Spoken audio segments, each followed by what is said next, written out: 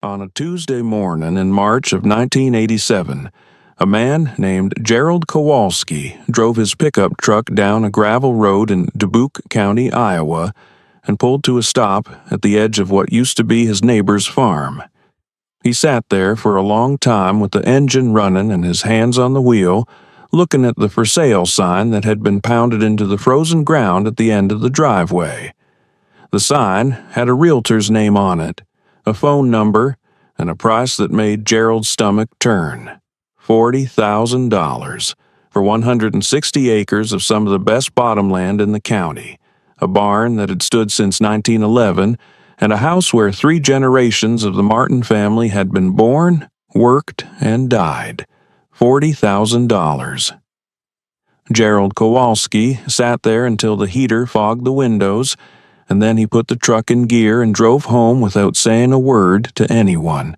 Let me tell you about the Martin farm, because you need to understand what it was before you can understand what almost happened to it and what was found underneath it. The Martin family had farmed that particular stretch of ground in Dubuque County since 1903, when a man named August Martin arrived from Wisconsin with a draft horse, a pregnant wife, a trunk of tools, and enough saved money to put a down payment on 160 acres of river bottom ground that nobody else wanted because it flooded every third spring. August wanted it because of the flooding. He understood something that the land speculators didn't, which was that ground that floods every third year's ground that gets new topsoil deposited on it every third year. And if you were patient enough to work around the floods and smart enough to build your barn on the high ground, you would eventually own some of the most productive soil in the county. It took August 11 years to prove he was right. By 1914, the Martin farm was producing corn yields that other farmers in the county came to look at, the way people go to look at something they don't quite believe. August had a son named Harold, and Harold had a son named Raymond, and Raymond had 2 children, a daughter named Connie and a son named Dale. Raymond was the one who farmed the land through the hard years, through the 1970s when the banks were telling every farmer in Iowa to expand or get out, through the early 1980s when the same banks came back and said they wanted their money. Raymond Martin was 61 years old in 1985 when the operating loan came due and the land values had collapsed and the numbers stopped working no matter how many times he ran them. He died of a heart attack in January of 1986, sitting at the kitchen table with a stack of bank statements in front of him, and the farm passed to his 2 children who had not farmed a day in their adult lives. Let me tell you about Dale and Connie Martin, because the story of what happened to that farm runs directly through who they were and what they didn't know.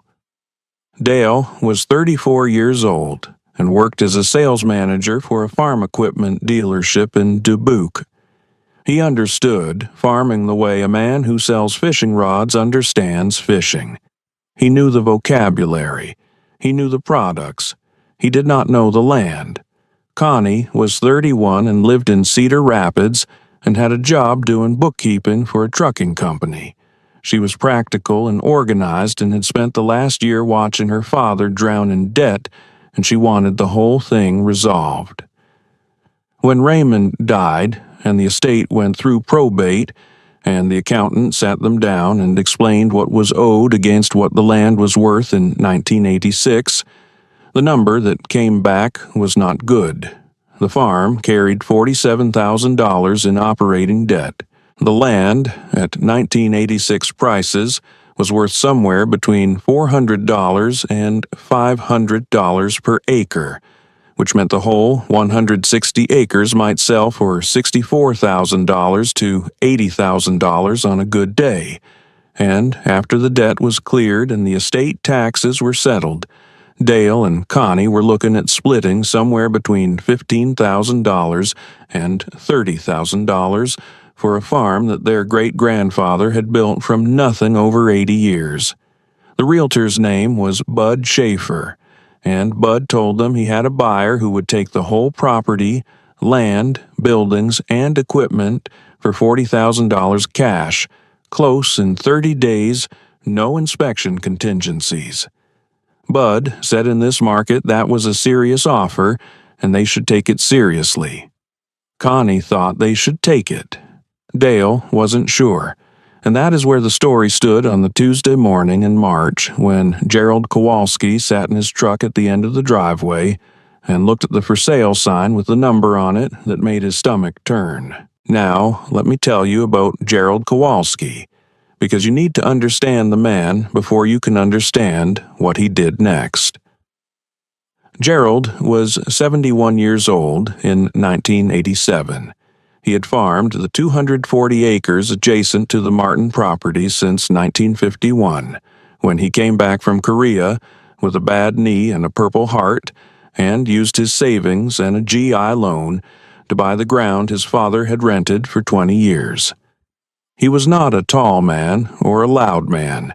He wore the same style of canvas work jacket every day from October through April, and he drove a 1974 Ford pickup that had 190,000 miles on it and a crack in the windshield that he had been meaning to fix since 1981. He had been married to a woman named Irene for 44 years, and they had 3 sons, all of whom had left Dubuque County for jobs in cities, which Gerald understood and did not complain about, though Irene sometimes did. Gerald had watched the Martin farm his entire adult life. He had helped Raymond Martin pull a combine out of a ditch in 1967. He had sat with Raymond in the hospital waiting room in 1974 when Raymond's wife had her gallbladder out. He had watched Raymond get the operating loan in 1979 and had thought at the time that it was too much money for too much ground, but he had not said so because it was not his place, and he had stood at Raymond's funeral in January of 1986 and shaken Dale's hand, and told him that if there was anything he could do, he meant it. What Gerald knew, and what Dale and Connie did not know, was that the Martin barn was not just a barn. Let me tell you about the Martin barn because it is the center of this whole story.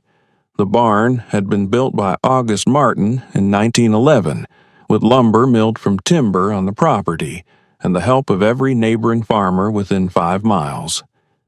It was a bank barn, built into the side of the high ground, so that the upper level was accessible from grade on the uphill side and the lower level open to the barnyard on the downhill side.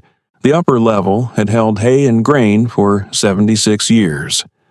The lower level had held cattle and horses, and then, as the Martin operation shifted to row crops in the 1960s, it had held equipment. But the lower level had a sub-level, a full basement, dug into the limestone bedrock by August Martin himself in the summer of 1911, accessible through a heavy oak door set into the floor of the lower level, fitted with iron hardware that August had made himself at the blacksmith shop he kept in a shed behind the barn. Raymond Martin had told Gerald about the basement in 1972, after a few beers at the county fair.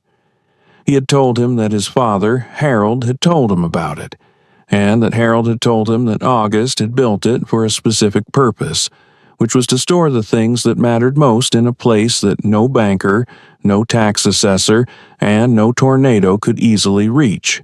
Raymond had laughed when he said it, the way men laugh about things their fathers did that they found eccentric but secretly respected. Gerald had never told anyone else about the basement. Not Irene. Not his sons. It was not his secret to tell. After he drove home from the end of the Martin driveway on that Tuesday morning in March, Gerald sat at his own kitchen table for a long time. Then he picked up the phone and called Dale Martin's number in Dubuque. Dale answered on the 3rd ring. Gerald told him who he was and said he'd like to come over to the farm and look at a few things before Dale made any decisions about the sale. Dale said he appreciated the call, but the deal was pretty much decided. Gerald said he understood that, but he'd known Raymond for 35 years, and there were some things about the property that Dale might not be aware of. There was a pause on the line. Dale said he could meet him out there on Saturday. Let me tell you about that Saturday, because it was the morning that changed everything. It was cold and clear, the kind of March morning in Iowa where the sky's the color of a blue enamel pot and the ground is still frozen 2 inches down, but the mud is starting to work its way up from underneath. Gerald arrived first and parked his truck by the barn. Dale arrived 20 minutes later in a clean Chevrolet Suburban with Connie in the passenger seat, which Gerald had not expected but was glad for. They shook hands in the barnyard. Dale was wearing a Carhartt jacket that still had the tags on it, and Gerald noticed this without saying anything. Gerald led them to the lower level of the barn. The equipment was still there, Raymond's old machinery sitting in the dark the way equipment sits when the man who operated it is gone, patient and cold and waiting for something that isn't coming. Gerald walked to the center of the floor and pointed at the oak door set into the limestone. Dale looked at it and said he'd never noticed that before. Connie crouched down and looked at the iron hardware and said it looked old. Gerald said it was from 1911. He pulled the door open and found the wooden stairs going down and said, "Do you have a flashlight?" Dale went back to the Suburban and came back with a flashlight, and the three of them went down the stairs into August Martin's basement. Now, let me pause here and ask you something. Have you ever walked into a room that someone built with their hands to hold the things they cared most about, and felt the weight of every year that had passed since they built it? That is what that basement was.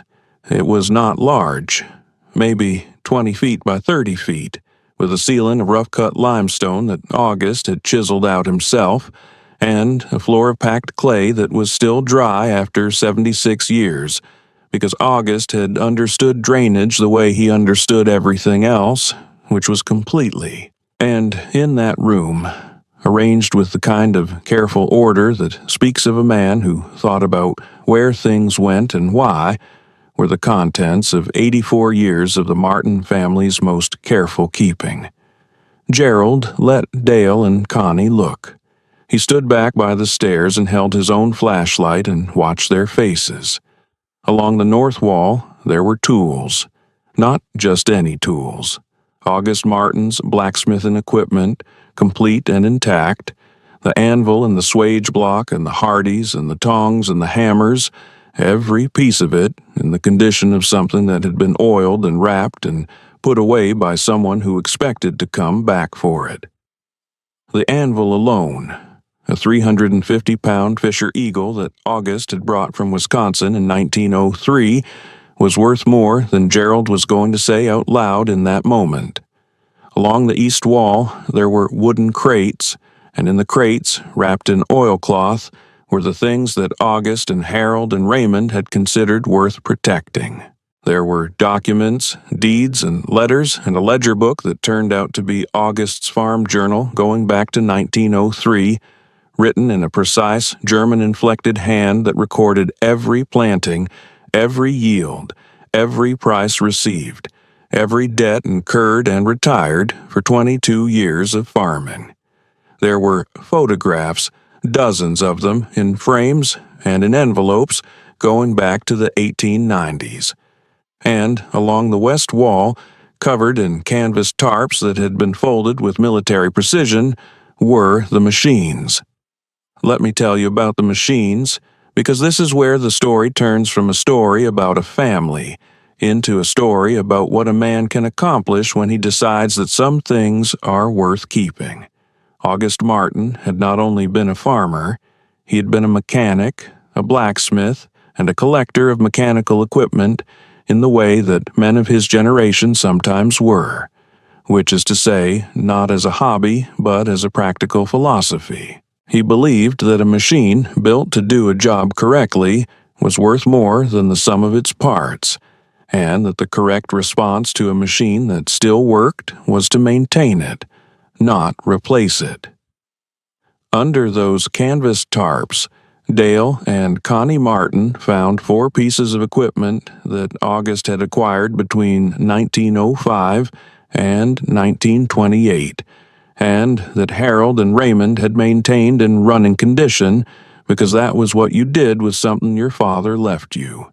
There was a 1914 International Harvester Type A cream separator, complete and functional, the kind of equipment that dairy operations had used before electrification, worth to a collector what a decent used car was worth. There was 1921 John Deere Model D tractor, one of the first production year models, with 847 hours on the original engine, running on steel wheels, the green paint faded to a color like old sage, the brass fittings on the magneto catching Dale's flashlight and throwing it back. There was a 1908 Advance Roomley threshing machine separator, a piece of equipment so large and so complete that Gerald had not known it was down there and had to revise his understanding of how August Martin had managed to get it through that door, which turned out to be a question with an interesting answer that they found later. And in the corner, under its own separate tarp, was the thing that Gerald had actually come to tell them about. The thing that Raymond had described to him at the county fair in 1972, in the same tone of voice a man uses when he is telling you about something he doesn't fully understand, but knows is important.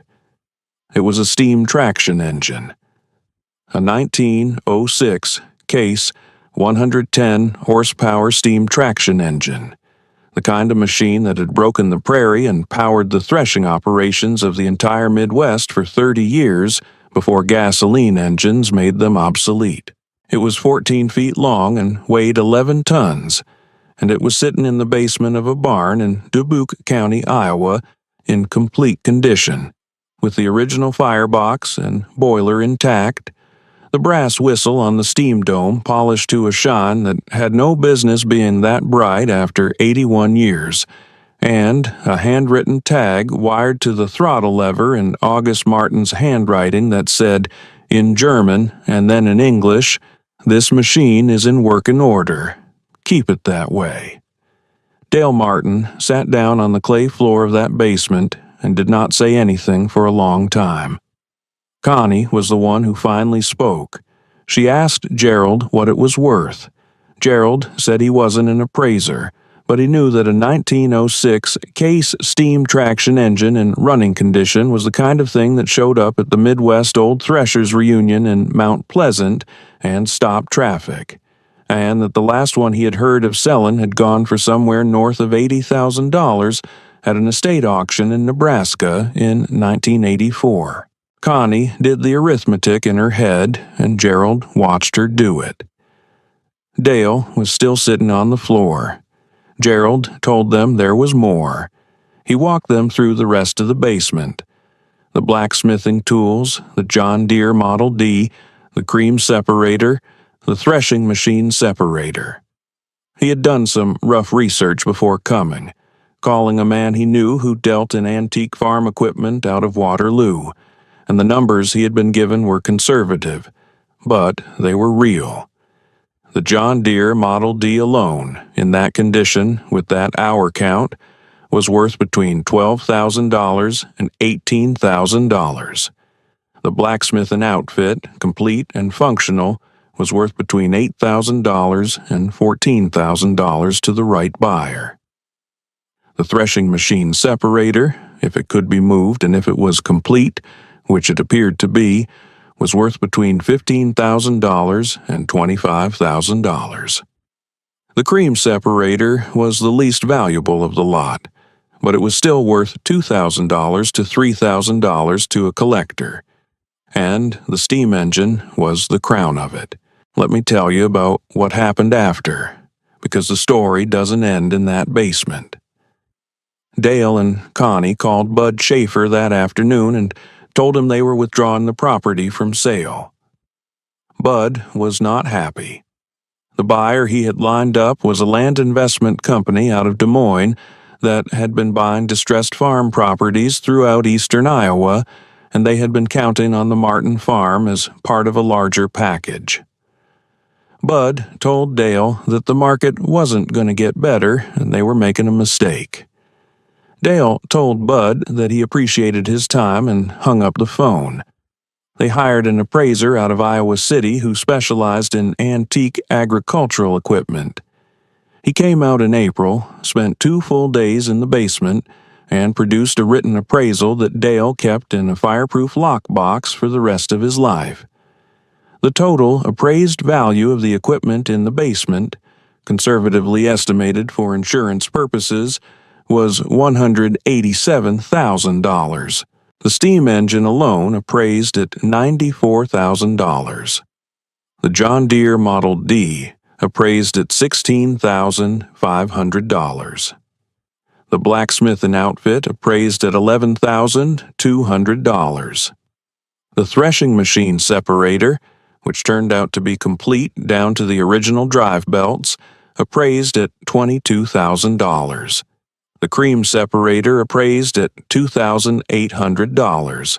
There were also the documents and photographs, which the appraiser did not value for insurance purposes but noted as historically significant, and which Dale subsequently donated to the State Historical Society of Iowa, where August Martin's farm journal is still held in their agricultural collection and is occasionally cited by historians studying early 20th century farming practices in the upper Midwest. The farm did not sell for $40,000. The farm did not sell at all. Let me tell you about what Dale Martin did next, because it matters to the rest of the story. Dale quit his job at the equipment dealership in June of 1987. He moved into the farmhouse on the Martin property in August. He had no farming experience worth speaking of, but he had a neighbor named Gerald Kowalski who had farmed the adjacent ground for 36 years, and who was willing, for reasons that were partly practical and partly something harder to name, to spend time with a man who was trying to learn something that most people in his situation would have walked away from. Gerald did not charge Dale for his time. He did not make a formal arrangement. He simply appeared, the way neighbors appear in rural Iowa, when there was something that needed doing and Dale didn't know how to do it. Dale planted his first crop in the spring of 1988. It was not a good crop. The yields were poor and the timing was wrong, and he made the kind of mistakes that a man makes when he is learning something that takes a lifetime to learn. But the land was the same land that August Martin had chosen in 1903 because it flooded every third year and laid down new topsoil, and the land did not care that Dale was a beginner. It produced what it produced, and Dale paid his bills, and he came back the next year and did better. The steam engine stayed in the basement for 3 more years while Dale figured out the question of how August had gotten it there in the first place. The answer, when he found it, was characteristically August. The barn had been built around the engine. August had acquired the Case 110 in 1906, positioned it on the site, and then constructed the barn over and around it, with the basement built to fit the machine's dimensions, and the oak door in the floor sized for a man to get in and out, but not for the machine to leave. August had not intended the engine to leave. He had intended it to stay, to be maintained, to be kept in the condition of something that might be needed again, in the same way that August had intended everything he built to last beyond his own need for it. Dale eventually had the north wall of the basement professionally opened and the steam engine removed in 1990, a process that took a structural engineer, a rigging crew from Dubuque, and 11 hours of careful work. The engine went to the Midwest Old Threshers Reunion that year, where it was demonstrated under steam for the first time in 47 years, and drew a crowd that the reunion organizers said was the largest single-exhibit crowd they had recorded. Dale was offered $110,000 for it that weekend by a collector from Minnesota. He did not sell it. He brought it home and put it in the barn, in the lower level this time, where it sits today under a clean canvas tarp, maintained on the same schedule that August Martin wrote out in his farm journal in 1928, and that Harold copied into his own journal in 1951, and that Raymond copied into his in 1969, and that Dale has continued in a spiral notebook he bought at the Farm and Fleet in Dubuque in 1990. Let me tell you about Gerald Kowalski one last time, because he deserves it. Gerald farmed his 240 acres until 1994, when his bad knee finally made it impossible to do the physical work of farming without help he didn't want to ask for. He sold his ground to Dale Martin at a price that his own sons thought was too low and that Gerald thought was exactly right. He and Irene stayed in the farmhouse on the Kowalski property until Gerald died in 2001 at the age of 85, and Irene stayed on until 2009 when she went to live with her youngest son in Ames. Gerald's funeral was at St. Joseph's Catholic Church in Dubuque, and Dale Martin was a pallbearer. There were 340 people at the service, which was more than the church held comfortably, and the priest had to open the side doors so that the people standing outside could hear. Dale spoke at the graveside. He said that Gerald Kowalski had made a phone call in March of 1987 that had saved a farm, and that the phone call had cost Gerald nothing and had given Dale everything, and that he had spent a long time trying to understand what kind of man does something like that, and that the answer he had come to was a simple one, which was that Gerald was the kind of man who paid attention to what was happening around him and did not require a reason to help beyond the fact that help was needed. Now let me tell you about what happened in 2019, because the story doesn't end with Gerald. Dale Martin's son, a man named August Martin II, named for his great-great-grandfather with the full weight of intention that the name carried, was farming the combined Martin-Kowalski ground by 2019, 400 acres of Dubuque County bottomland that had been in continuous cultivation by the same family in an unbroken line for 116 years. He was 34 years old, the same age his father had been when Gerald made that phone call, and he had grown up in the basement of the barn, which is a way of saying that he had spent his childhood in the presence of the things his great-great-grandfather had kept and his father had preserved, and he understood in his bones what they meant. In the spring of 2019, a man from a land investment company came to the farm and made August a cash offer for the property. The company was different from the one that had approached Dale in 1987, but the logic was the same, which is the logic of people who see land as an asset rather than a place, and who believe that the right number will loosen any attachment. The man was professional and polite, and he had done his research and he knew the assessed value of the property, and he made an offer that was fair by the standards of people who measure fairness in dollars. August Martin II listened to the entire presentation. He asked several questions. He thanked the man for his time. Then he took the man out to the barn and showed him the lower level, and he pulled back the canvas tarp on the 1906 Case 110 horsepower steam traction engine, and he showed the man the handwritten tag still wired to the throttle lever in August, Martin I's handwriting, the one that said in German and then in English, "This machine is in working order. Keep it that way." The man from the investment company looked at the engine for a long time. He said it was impressive. August said it was more than impressive. He said it was a set of instructions. The man left without a signed agreement. He did not come back. Let me tell you one last thing, because it is the thing that stays with me about this whole story. When the appraiser came out in April of 1987 and spent 2 days in the basement and produced his report, he asked Dale how it was possible that a family had maintained a steam traction engine in running condition for 81 years in a basement in Iowa without anyone knowing about it.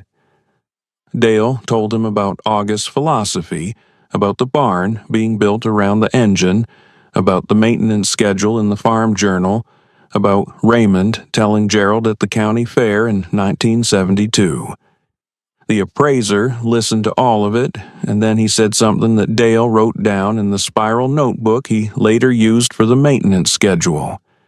The appraiser said that, in his experience, the things that lasted were never the things that were built to impress people. They were always the things that were built to work, maintained by people who understood that the work was the point, and passed to people who had been taught, by example rather than by instruction, that some things were worth the trouble of keeping. The Martin farm is still there. The steam engine is still in the lower level of the barn that was built around it in 1911. The maintenance schedule is still being followed. August Martin II has a daughter who is 7 years old and who already knows how to read a pressure gauge, because her father showed her how, the same way his father showed him, the same way Raymond showed Dale in the years before the debt and the heart attack, the same way Harold showed Raymond, the same way August showed Harold on a morning in Dubuque County more than 100 years ago when the world was younger and the barn was new, and a man with a philosophy about what was worth keeping was just beginning to show his family what he meant. The investment company sent a second letter in 2021. August Martin II used it to light the firebox. That's what happens when a man builds something not for the world he lives in, but for the world he believes his grandchildren will need, and when the people who come after him are wise enough to understand that what looks like an old machine in a dark basement is actually a letter written in iron and brass and steam, addressed to anyone who has the patience to read it, saying that some things were not built to be sold, and some ground was not bought to be flipped, and some families do not measure what they have in the currency of people who have never had to decide what is worth keeping and what is worth